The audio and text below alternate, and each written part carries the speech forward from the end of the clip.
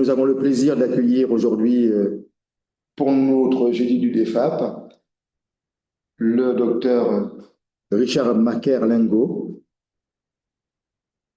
Monsieur Lingot est un membre engagé de l'Église évangélique du Congo, docteur et enseignant-chercheur en sociologie.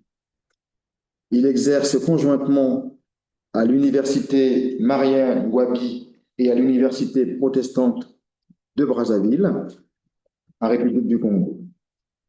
Il est également titulaire d'un master en ressources humaines, un profil qu'il a mené à des fonctions administratives au sein de l'Église évangélique du Congo.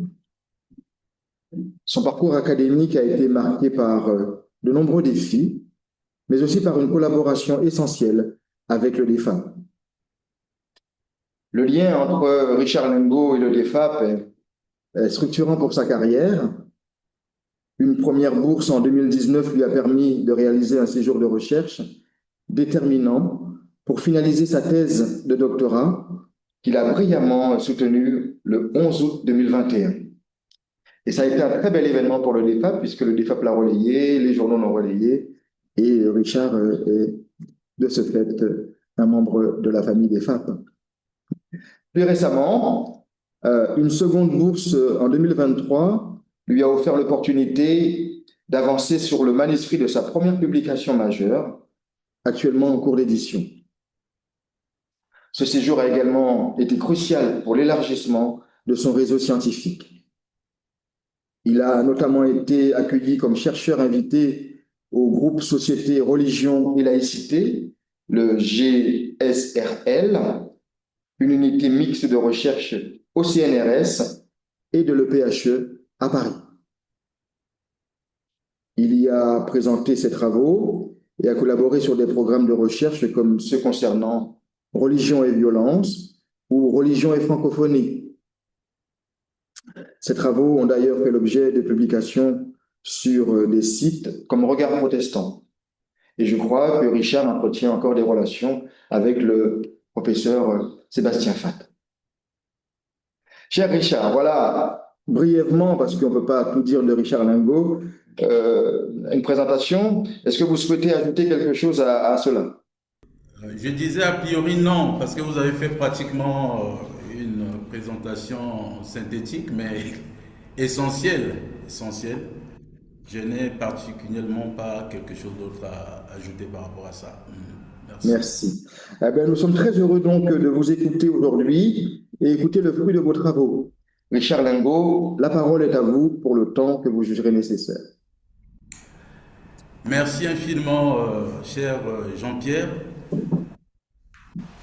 C'est en tout cas avec vive émotion, mais aussi un réel plaisir que je vais vous présenter aujourd'hui, ici et maintenant, ma communication qui porte essentiellement sur la mutation de l'éthos protestant au sein de l'Église évangélique du Congo. Le DEFAP m'a proposé un sujet, éthique protestante et proposition sociétale. Et j'ai donc fait une connexion entre le sujet proposé par le DEFAP et celui que j'ai proposé. Ça donne ceci: éthique protestante et proposition sociétale, une lecture sociologique de la mutation de l'éthos protestant au sein de l'Église évangélique du Congo. Voilà le sujet autour duquel nous allons échanger, discuter, ensuite débattre naturellement. Mais avant de passer à cette étape de mon intervention, en tout cas, j'ai le devoir, et je trouve ça tout à fait naturel, de remercier le service protestant des missions et des relations internationales, qui fait partie, et vous l'avez rappelé, de ceux qui m'ont fabriqué pour m'associer évidemment à ce programme. En tout cas, chers collègues, chercheurs, chercheuses, internautes, je pars d'un constat. Au lendemain des troubles sociaux-politiques que notre pays, le Congo, Brazzaville, a connus à la fin de la décennie 90, alors que le pays était dans une phase de construction ou de reconstruction, une autorité politique, par pudeur, je ne peux pas dire le nom, qui avait été informée sur le manque de transparence dans la gestion des fonds alloués à l'Église évangélique du Congo pour la réfection du temple de Poto-Poto, qui, à titre de rappel, est considéré par l'État comme un monument historique. Cette autorité s'était exclamée, même les protestants. Cette exclamation peut paraître saugrenue, a priori, mais en fait elle est riche en enseignements.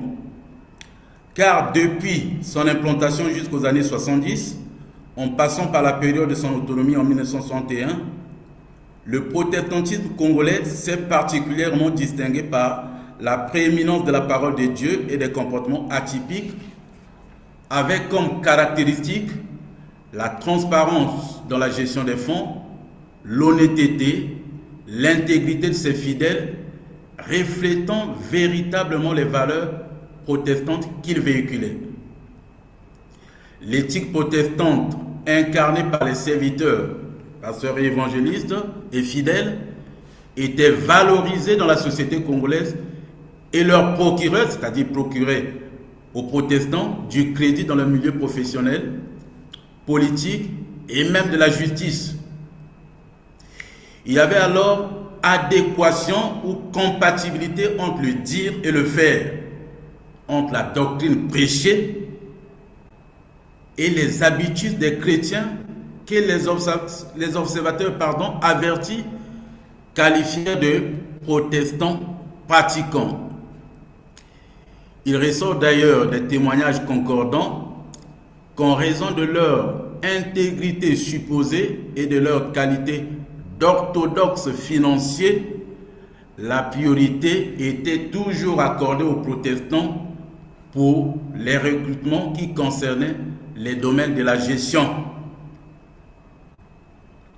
Dans les administrations publiques, l'identité chrétienne des protestants, alors très connue sous le vocable missione ou ngerezo, ne souffrait d'aucune orthodoxe, justifiant ainsi la prédominance des valeurs de l'éthos protestant vulgarisées à travers les écoles missionnaires protestantes. En outre, le réveil spirituel du 19 janvier 1947 à Ngwedi dans le département de la Bouenza, au sein de la mission protestante dont est issue l'Église évangélique du Congo, avait eu une forte influence dans l'usage rationnel du concept Kedika. Kedika en langue congo ça veut dire vérité, une valeur couramment pratiquée pour témoigner la marque et l'éthos protestant. Je parle davantage de l'éthos protestant que de l'éthique protestante. L'éthos protestant, c'est un comportement atypique propre aux protestants.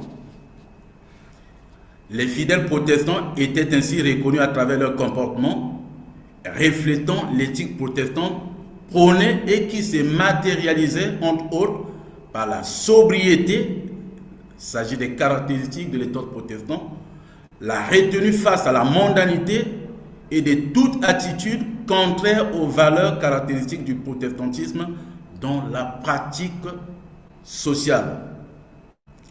Ces valeurs s'étaient d'ailleurs répandues dans toute l'Église et même dans la société congolaise, où l'on pouvait facilement identifier les protestants dont la socialisation et le comportement avaient pour socle la doctrine protestante. Ça, ce sont les valeurs qui ont caractérisé l'Église évangélique du Congo par le passé, en commençant par la mission protestante scandinave, avec l'éclosion du réveil spirituel qui s'est propagé, et ce réveil-là a permis l'éclosion des valeurs dont on venait de citer. Mais plus d'un demi-siècle après son autonomie, ces normes de l'Église évangélique du Congo hérité de la période missionnaire, comme nous l'avons dit tantôt, plus précisément du réveil spirituel de 47, ont été transgressés pour donner lieu à des comportements déviants.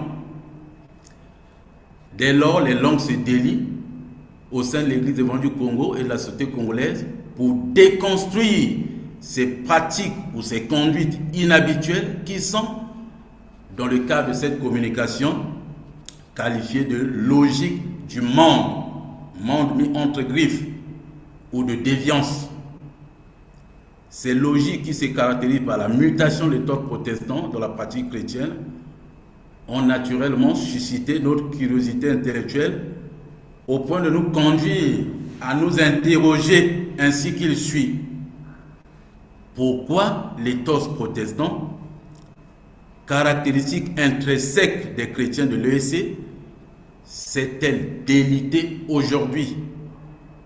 Qu'est-ce qui pourrait expliquer le fait que l'Église évangélique du Congo ait progressivement perdu la substance constitutive de son identité pour tendre vers les logiques du monde? En d'autres termes, qu'est-ce qui explique la mutation de l'éthos protestant au Congo aujourd'hui? En réponse à ce questionnement, nous avons eu, dans le cadre de la recherche que l'on a eu à faire, à émettre une hypothèse en disant la mutation de l'éthos protestant s'explique aussi bien par les mutations sociales profondes qui affectent l'ensemble de la société congolaise et qui sont confortées par l'effondrement des verrous moraux dans un environnement mondial effervescent que par la raison économique conduisant à la conversion de l'éthos de vocation en un éthos de professionnalisation ou de fonctionnariat au sein de l'Église évangélique du Congo. Ce qui a contribué à la crise de légitimité des hommes de Dieu liée à l'instrumentalisation par eux de la vocation pastorale. Par ailleurs, les changements à grande échelle qui sont intervenus à partir de 90 avec la fin formelle du régime monolithique et l'avènement de la démocratie pluraliste se sont avérés décisifs dans la mutation de l'éthos protestant.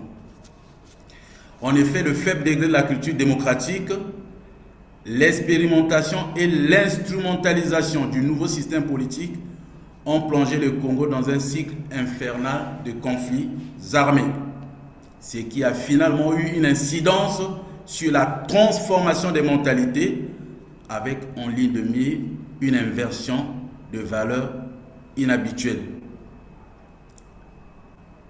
Les différentes pratiques héritées de ces conflits successifs ont, en fait de compte, amplifié l'ascendance des comportements déviants dans la sphère sociale, affectant aussi l'EEC et entraînant par conséquent la mutation de l'éthos qui lui était reconnu depuis lors. Aussi, la multiplicité des instants de socialisation consécutive à la transition, voire à l'effervescence culturelle actuelle, associée à l'effritement de la rigueur éthique qui caractérisait aussi bien la société congolaise post-révolutionnaire que l'Église à l'époque missionnaire, conforte davantage cette situation de déviance et en constitue un lit incontestable. L'école, qui constitue un tremplin pour la réussite ou l'ascension sociale des acteurs sociaux, a plus ou moins perdu cette vocation, mettant ainsi des jeunes diplômés qui regardent aujourd'hui leur rapport à l'État sous le signe d'un véritable abandon devant un fait accompli. L'objectif de cette communication consiste naturellement à éclairer l'auditoire sur les logiques expliquant l'amplification des comportements déviants au sein de l'Église évangélique du Congo aujourd'hui. Il s'agit plus clairement, à travers cette communication, d'expliquer comment ces logiques ont entraîné la mutation de l'éthos protestant. L'enjeu théorique ici est donc de comprendre comment une organisation chargée de gérer les biens de salut, reposant sur un code moral strict qui, l'organisation, c'est-à-dire l'Église, vise à convertir le monde par principe, se trouve finalement converti par ce monde. Il sera également question de cerner les effets pervers de la multiplicité des instances de socialisation liées à la transition culturelle sur la mutation de l'éthos protestant, démontrer l'impact de l'environnement social global avec l'effervescence sociale que l'on connaît aujourd'hui et la précarité des conditions de vie des acteurs sociaux sur la mutation de l'éthos protestant, et enfin montrer l'incidence de la marchandisation tous azimuts des rapports sociaux sur la mutation de l'éthos protestant, c'est-à-dire la place de l'argent que l'argent a pris dans les rapports sociaux aujourd'hui. Et enfin, il est question également de décrypter l'incidence de la conversion de l'éthos de vocation en un éthos de professionnalisation ou de fonctionnariat imputable à la crise de l'emploi sur la mutation de l'éthos protestant. En fait, là, il est question de faire une connexion entre la crise de l'emploi qui a encouragé ou suscité la motivation dans l'imaginaire de certains jeunes qui ont finalement, pour cette raison, embrassé la carrière pastorale, alors qu'a priori, cette carrière-là ne constituait pas une aspiration pour eux. L'appréhension de cet objet scientifique, qui soulève une pluralité de thématiques, impose la convocation d'un certain nombre de théories, aussi bien sociologiques que celles empruntées aux autres domaines de la connaissance, que l'on a néanmoins adaptées à la réalité ou à la spécificité de ces derniers. La première théorie qui nous a permis de lire cet objet d'étude, c'est la dynamique sociale forgée par Georges Ballandier et Roger Bastide. En fait, cette théorie a été convoquée pour expliquer les mutations sociales profondes qui affectent l'environnement social et qui n'épargnent pas l'Église qui se meut dans cette temporalité. Effectivement, l'Église n'est pas sur une île quelque part. L'Église est dans un environnement. L'Église est dans une société. Comment est-ce que l'on peut qualifier la société? La société, est-ce que l'influence de la société sur l'Église n'est pas de nature à influencer le comportement des chrétiens? Est-ce que la société telle qu'elle se présente aujourd'hui est de nature à faire la promotion des valeurs morales et éthiques? Voilà. L'Église est dans un environnement. Il faut questionner cet environnement. Elle subit les effets pervers de cet environnement. Et si l'environnement social global pose problème, naturellement, l'Église qui se trouve dans cet environnement ne peut pas ne pas subir une incidence. La deuxième théorie qui nous a permis de lire cet objet, c'est la théorie de la contingence structurelle qui analyse, et ça va dans le même sens que la théorie de la dynamique sociale de Ballandier, la théorie de la contingence structurelle qui analyse l'impact de l'environnement sur la dynamique interne de l'Église. À côté de ces deux théories, nous avons également convoqué, ou disons mobilisé, la théorie de l'encastrement construite par Karl Polanyi, mais reprise et développée par Mark Granovetter. C'est un auteur, un sociologue économique. Cette théorie de l'encastrement nous a permis de cerner les effets pervers du capital social ou le capital relationnel sur le fonctionnement de l'Église, parce que pour nous, le fonctionnement de l'Église aujourd'hui est encastré dans les relations sociales. Les relations sociales, les réseaux sociaux, les lobbies influencent énormément le fonctionnement de l'Église. Et cette pratique n'est pas de nature à faire la promotion de l'éthos protestant. Une autre théorie qui nous a permis de lire notre objet, c'est la théorie de la résilience sociale. Et cette théorie a été exploitée comme grille de lecture de la déviance à travers la pauvreté. Il est question de voir l'incidence ou l'impact de la pauvreté sur la mutation de l'éthos protestant.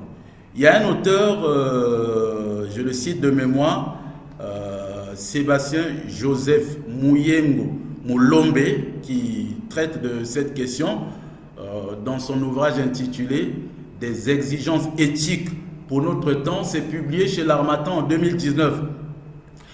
En fait, je le cite de mémoire, il dit que quand on manque un minimum pour vivre, la morale de la survie prend les dessus sur l'échelle des valeurs auxquelles l'on croit. Autrement dit, la pression de la pauvreté peut faire de telle sorte que un acteur social, un chrétien pour le cas d'espèce, puisse dévier et ne plus marcher conformément à sa doctrine, à la doctrine chrétienne.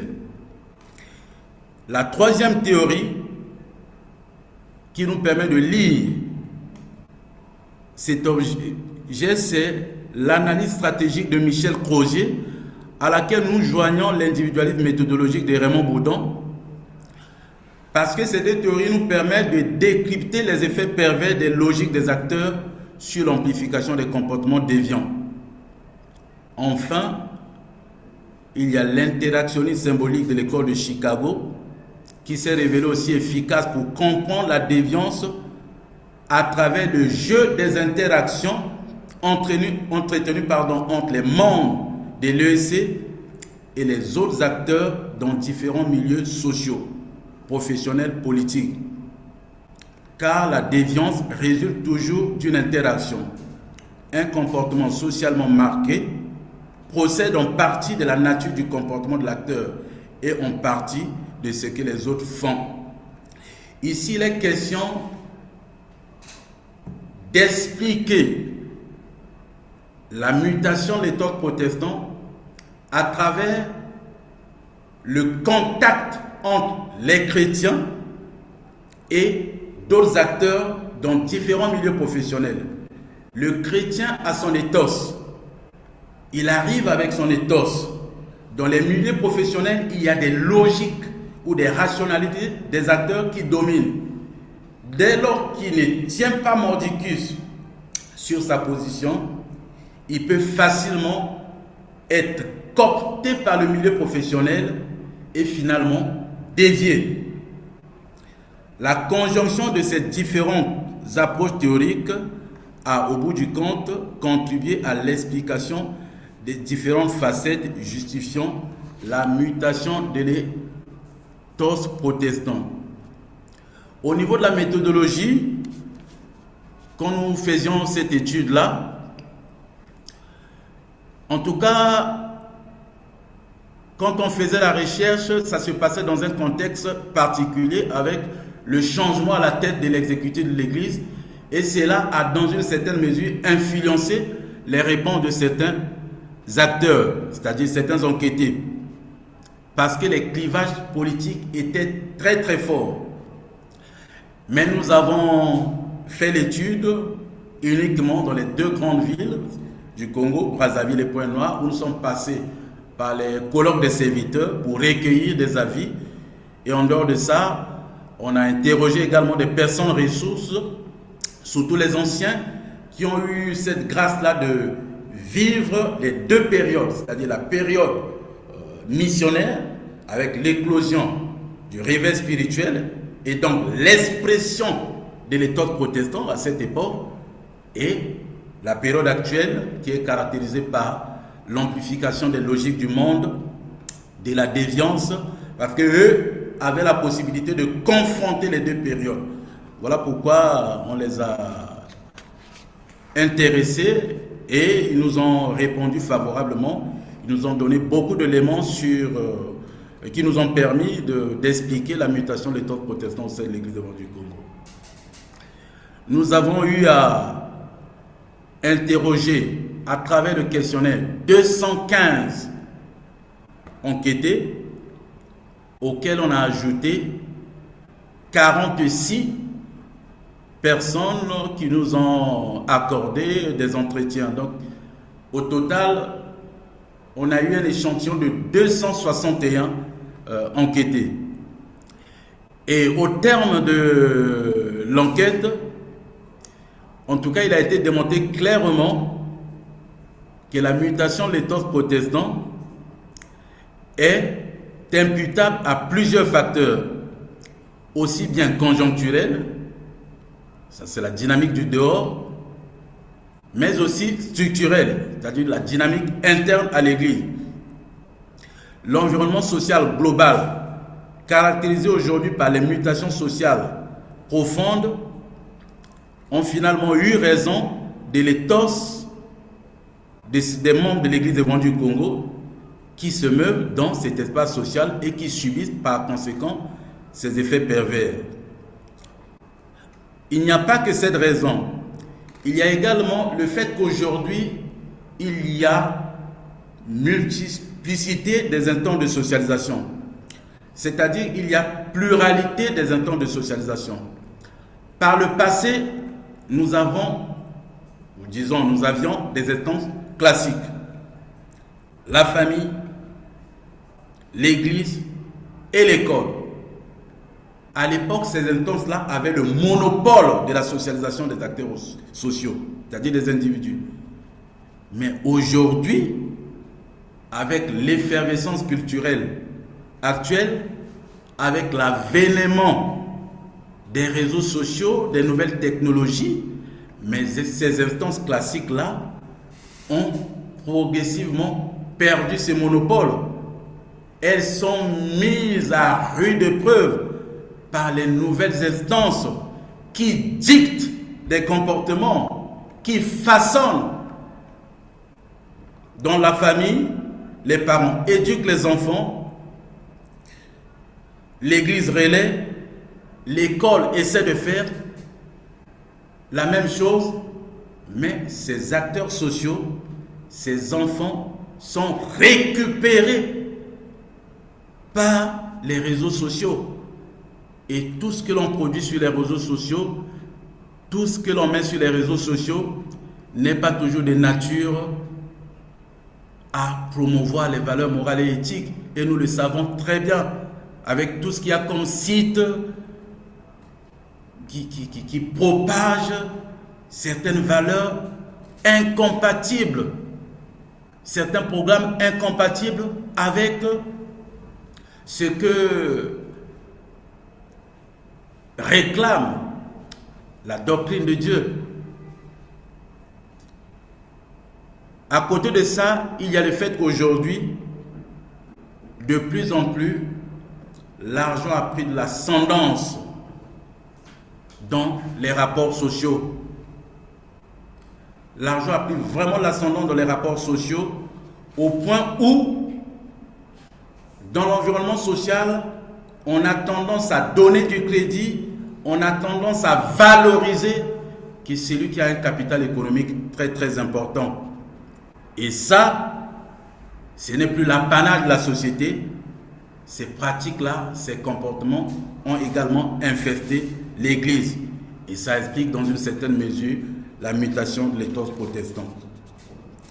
À travers cette étude, l'on a démontré comment le marxisme-léninisme, qui était foncièrement anticlérical, a désocialisé certains chrétiens de la génération Kédika en les résocialisant par rapport à sa doctrine.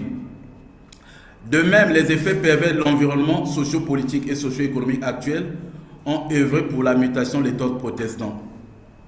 La culture de déviance héritée des conflits socio-politiques de la décennie 90 caractérisée par une inversion des valeurs qui se trouve d'ailleurs légitimée aujourd'hui par l'inconscient collectif, ainsi que l'effritement de la morale païenne, amplifié par la fragilité du pouvoir judiciaire, ont conduit à la mutation de l'éthos protestant. Oui, aujourd'hui, le normal est devenu pathologique et le pathologique normal. On est même dans un environnement où l'on a institutionnalisé l'écart. C'est tout le comble. Et l'Église évolue dans cet environnement. Elle n'est pas épargnée, elle est également frappée par ces pratiques. La conversion de l'état de vocation en vigueur à l'époque des Batata, c'est-à-dire les anciens, en un état de professionnalisation ou de fonctionnariat rendu possible par la pauvreté et le chômage endémique que connaît le Congo, a évidemment eu une incidence sur la mutation de l'état protestant en raison, entre autres, de l'instrumentalisation de la vocation par certains jeunes postulants en quête d'ascension professionnelle. Et ça, nous l'avons déjà dit. En fait, le ministère pastoral est aujourd'hui devenu un emploi par défaut dans l'imaginaire collectif de certains jeunes.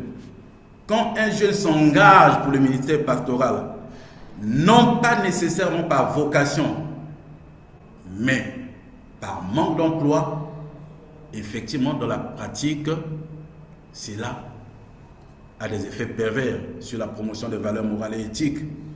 Je suis convaincu, en tant que chercheur, que si le problème de l'emploi ne s'était pas posé, et ne se posait d'ailleurs pas encore jusqu'à aujourd'hui, certains jeunes qui se sentent engagés pour la formation théologique, afin de devenir pasteur, ne se seraient pas engagés. On a des témoignages concordants et très frappants qui confortent cette thèse-là. À côté de ça, il y a également l'effritement de l'autorité, disons, de la légitimité des hommes de Dieu qui ne brillent plus, d'après les personnes interrogées, par l'exemple. Et ça, en tout cas, ça a une incidence majeure parce que ça fragilise la foi des fidèles. D'autant plus que les serviteurs de Dieu sont dans l'imaginaire des fidèles. On ne dit pas qu'ils sont des agneaux, mais ils ont le devoir de briller par l'exemplarité. Dès lors qu'ils déconnent, ça fragilise la foi des fidèles, ça les perturbe et ça fait également partie des logiques qui expliquent la mutation de l'éthos protestant aujourd'hui. Qu'est-ce qu'il faut ajouter par rapport à ce qu'on a dit? La réflexion, la communication que nous vous présentons aujourd'hui, qui a porté essentiellement sur la mutation de l'éthos protestant au sein de l'Église évangélique du Congo, nous permet de comprendre de façon globale le fonctionnement de la société congolaise. Nous partons d'un fait religieux, on fait une connexion avec la situation globale et au bout du compte, ça nous permet d'expliquer aujourd'hui la mutation de l'éthos protestant au sein de l'Église évangélique du Congo.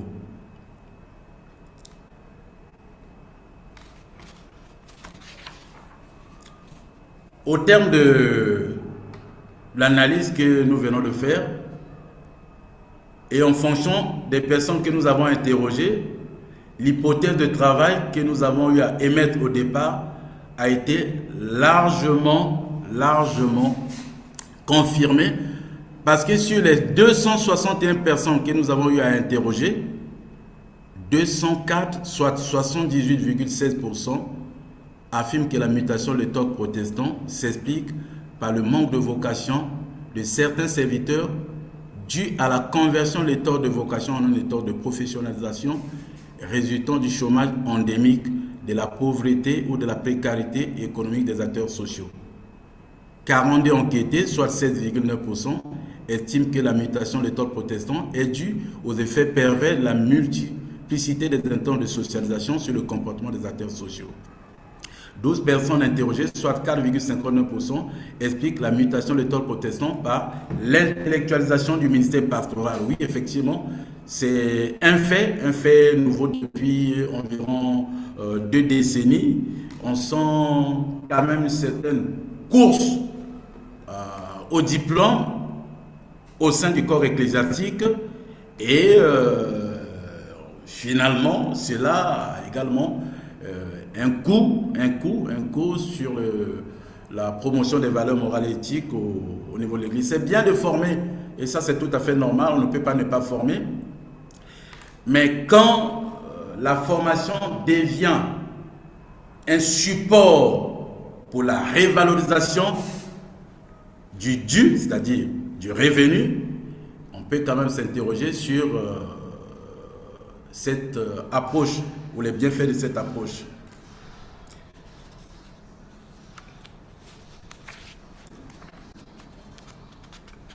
En fait de compte, le chômage endémique qui perdure depuis des décennies au Congo a progressivement fini par faire du ministère pastoral, comme nous l'avons dit, un emploi par défaut dans l'imaginaire collectif des chrétiens, particulièrement chez certains jeunes désireux de s'insérer professionnellement et d'avoir une ascension sociale. Cette accumulation des faits a fini par délégitimer l'ordre ancien pour laisser place à des nouvelles logiques qui ont pris place dans l'imaginaire collectif de certains membres de l'EC et qui s'exécutent dans la pratique sociale. Ces logiques contrastent avec l'époque du Kédika ou l'ancienne époque, mais restent en phase avec la donne actuelle caractérisée essentiellement par une inversion des valeurs sans précédent qui s'impose à l'Église et qui explique finalement la mutation de l'éthos protestant. La crise multidimensionnelle de l'éducation que connaît le Congo n'a vraisemblablement pas arrangé la situation sur la promotion des valeurs morales et éthiques dans les différentes sphères sociales. La culture des facilités, érigée inconsciemment en norme sociale par l'inconscient collectif, plus particulièrement au niveau de jeunes générations, diverge profondément avec la culture du Kédika et du mérite de l'époque, ce qui entraîne par conséquent la mutation de l'éthos protestant. C'est donc la fin de l'exceptionnalisme protestant qui servait de modèle de référence pour l'inconscient collectif dans les paysages religieux du Congo. La mutation des l'éthos protestant en conséquence s'explique donc aussi bien par la dynamique du dedans que par la dynamique du dehors, pour reprendre les thèmes de Ballandier. Au final, cette étude nous a permis de cerner le fonctionnement du Congo sur les plans politiques, social, économique et juridique. En effet, l'échec des différents projets politiques de développement qui se sont succédés depuis l'indépendance de ces pays et qui ont débouché sur un environnement de résilience sociale dû à l'incident de la crise économique sur le quotidien des acteurs sociaux, auquel il convient d'adjoindre les effets pervers de la multiplicité des instants de socialisation sur le comportement des acteurs, ont contribué à la mutation de l'éthos protestant. À cela s'ajoute la question de la promotion inconsciente de l'impunité ou de la justice sélective due aux limites du pouvoir judiciaire qui a été inféodé au pouvoir exécutif, fragilisant ainsi son efficacité. Ces différentes logiques du monde profane ont donc graduellement pris place dans le milieu religieux au détriment de ces principes. En dernier ressort, la mutation de l'éthos protestant était fait social total au sens de Marcel Mauss, du fait que ces différentes facettes mettent en évidence le fonctionnement de la société congolaise dans sa globalité. C'est tout l'enjeu de cette recherche dont les analyses ont montré à plusieurs égards la mutation de la morale païenne au Congo. Mais que faire? Que faire aujourd'hui? Parce que ces résultats, l'étude a été faite sur l'Église évangélique du Congo, dans un environnement social précis, c'est-à-dire au Congo. Mais ces résultats peuvent s'élargir et servir de grille de lecture pour d'autres sociétés qui sont, elles aussi, en proie aux effets pervers des mutations sociales profondes, avec notamment l'effondrement des verrous moraux caractéristiques de la société traditionnelle. La multiplicité des instants de socialisation, symbole de la donne actuelle, constitue d'ailleurs un indicateur pertinent d'appréciation de ce basculement éthique qui met à rude épreuve l'Église universelle aujourd'hui.